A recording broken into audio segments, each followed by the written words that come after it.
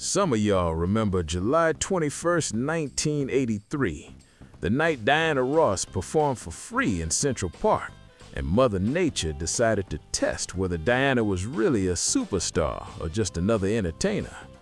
What happened that night became legend. The rain came, the crowd stayed, and Diana proved that being a true icon means more than hitting notes and looking beautiful. It means refusing to abandon people who showed up for you. It means standing in a storm and continuing to perform, because commitment to your audience transcends comfort and safety. Do you remember the build-up to that concert? New York City promoted it as a major free event that would bring people together from all boroughs. Diana Ross performing for free was a gift to the city, a celebration of the democratic ideal that great art should be accessible to everyone. The city expected large crowds, but nobody fully anticipated what would happen. Estimates suggest 400,000 to 800,000 people showed up, making it one of the largest concert audiences in history. The concert was scheduled to benefit the creation of a playground in Central Park. This added significance. People who attended weren't just seeing Diana Ross perform, they were participating in community building. Diana's willingness to donate her time and talent for free showed the generosity that separated true icons from performers who only cared about commercial success. The afternoon started with perfect summer weather. People arrived hours early, staking out spots on the great lawn, turning the concert into a full-day community celebration. The crowd was remarkably diverse: Black, white, Latino, Asian, young, old, rich, poor, proving that Diana's appeal transcended demographic categories that often divided New York. But as evening approached, the weather began changing. Clouds rolled in. The air got heavy with moisture. Anyone watching the sky could see that rain was coming. Concert organizers monitored weather reports nervously. The crowd watched the sky too, but many decided that a little rain wouldn't stop them from seeing Diana Ross perform for free in one of the most iconic venues in the world. Diana took the stage in a spectacular outfit, sequined and glamorous. She opened with the confidence and polish that had characterized her performances for 2 decades, commanding the massive crowd's attention immediately. Those first songs went perfectly, with Diana and the crowd feeding off each other's energy. Then, the rain started. Not a gentle drizzle, but serious rain that quickly soaked everyone exposed to it. The crowd had decisions to make: stay and get drenched, or leave and miss Diana. Remarkably, most people stayed. The sight of hundreds of thousands of people refusing to leave showed the power Diana had over her audience. Diana had her own decision to make. She could stop performing, declare the show canceled. Stopping would have been the reasonable, safe, expected choice. But Diana Ross didn't become a legend by always making the safe choice. Diana decided to continue performing despite the rain. She acknowledged it, made light of it, told people she wasn't leaving if they weren't leaving. Diana performing in the rain, soaking wet, makeup running, hair plastered to her head. This was the image that proved she was more than a diva who needed everything perfect. She was a performer who understood her responsibility to people who showed up for her. Some of y'all remember watching on television and feeling such pride. In an era when Black performers still had to prove they were as professional as white performers, Diana's refusal to let rain stop her sent a message about work ethic, about honoring commitments. Diana elevated herself that night from entertainer to icon. The rain intensified to the point where continuing became truly dangerous. Lightning began. At that point, Diana had no choice. The show had to stop before someone got hurt. She promised they would reschedule for the next night and urged people to get to safety. She'd performed as long as she reasonably could, longer than anyone expected, long enough to prove her commitment beyond any doubt. The evacuation of Central Park that night became its own chaotic story. Hundreds of thousands of people trying to leave simultaneously in pouring rain and lightning. The subway stations flooded. Buses couldn't handle the volume. People walked miles trying to get home. Everyone soaked and exhausted, but also exhilarated by what they'd witnessed. The challenging conditions became part of the story. Yes, it was difficult. Yes, they got completely soaked, but they'd been there the night Diana Ross performed in the storm, and that was worth every inconvenience.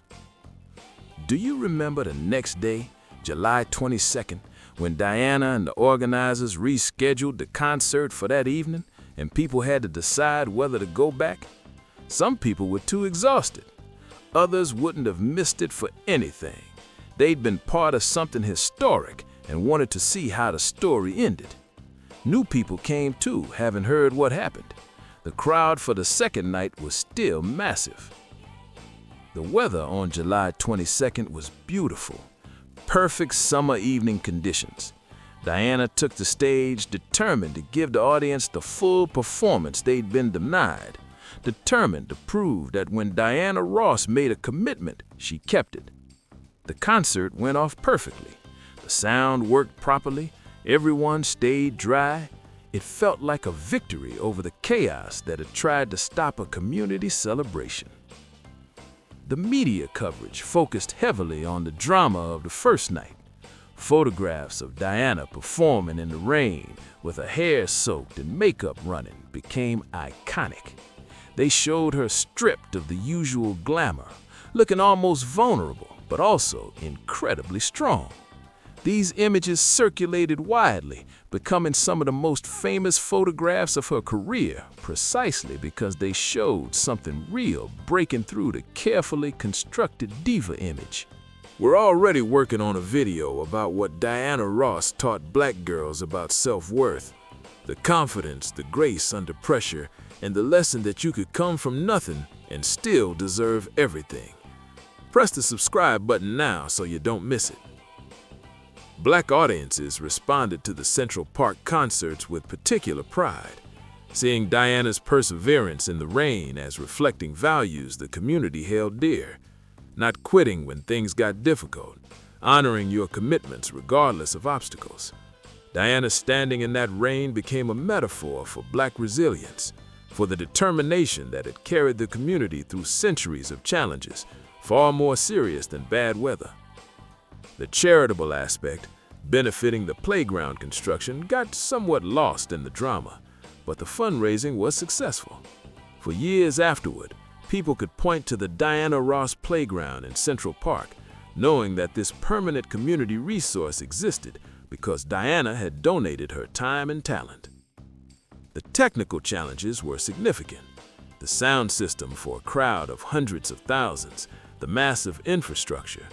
Diana's relationship with her band and crew was tested. The band kept playing in the rain despite risking damage to their instruments. Diana's leadership during the crisis showed that being a star meant more than just performing. It meant keeping your team together when everything was going wrong. Some of y'all remember criticism that emerged later. People arguing that the show should have stopped sooner, that it was reckless. But the comparison between Central Park and other legendary rain performances like Woodstock positioned Diana alongside rock performers whose willingness to perform in difficult conditions was seen as proof of authenticity.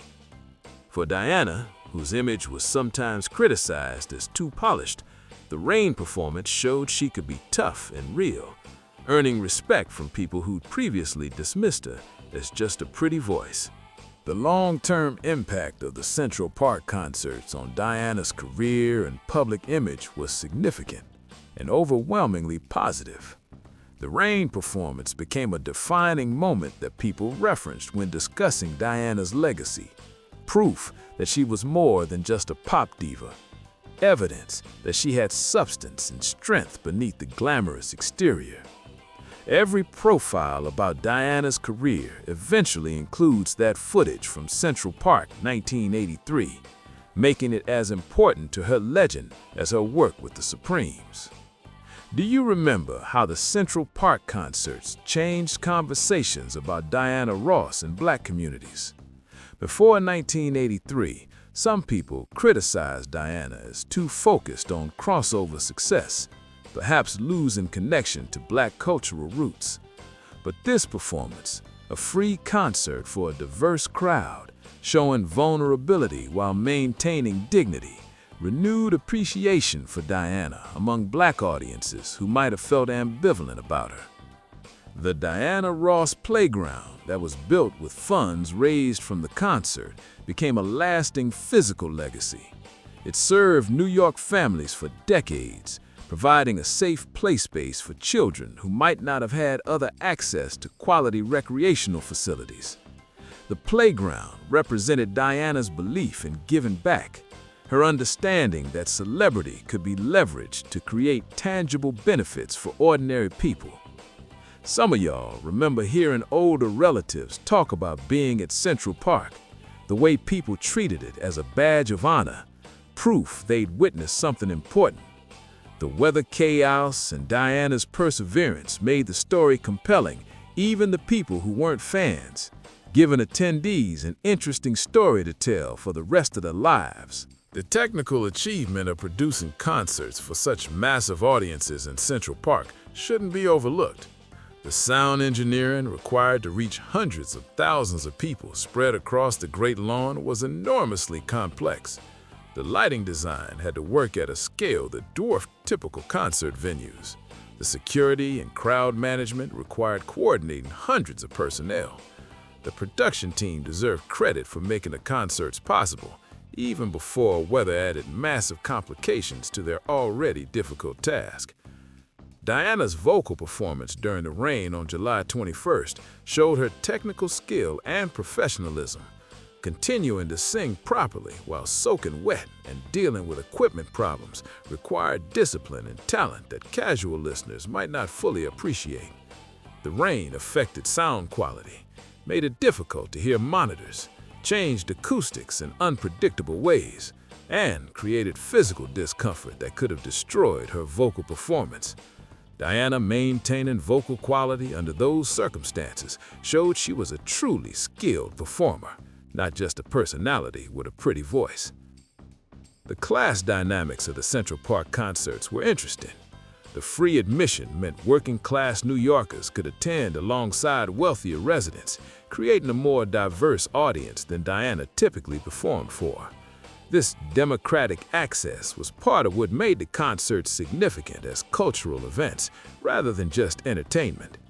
Diana performing for everyone, regardless of ability to pay, connected her to the community in ways that ticketed concerts couldn't replicate. The concerts occurred at an interesting moment in Diana's career. She was still a major star, but was no longer dominating charts the way she had in the 1970s. She was transitioning from current hitmaker to legend. The concert showed Diana could still draw massive crowds, even if her most recent singles weren't topping charts, proving her icon status transcended current commercial success. The relationship between Diana and New York City was strengthened by the Central Park concerts. The city embraced her as someone who'd given an important gift to New Yorkers. Diana became associated with New York in ways that lasted, with her image as a sophisticated, cosmopolitan star fitting well with the city's self-image. The environmental impact of 500,000 people gathering on Central Park's Great Lawn was significant. The grass was damaged and required extensive restoration work. The city had to invest in repairing the lawn, showing that even beneficial community events came with costs. But the willingness to accept this damage in exchange for the cultural benefits showed how highly city officials valued the event and Diana's contribution to New York's cultural life. The legacy of Diana Ross's Central Park concerts extends beyond the immediate events of July 1983 to influence how we understand celebrity, performance, commitment to audiences, and the relationship between entertainers and the communities that support them.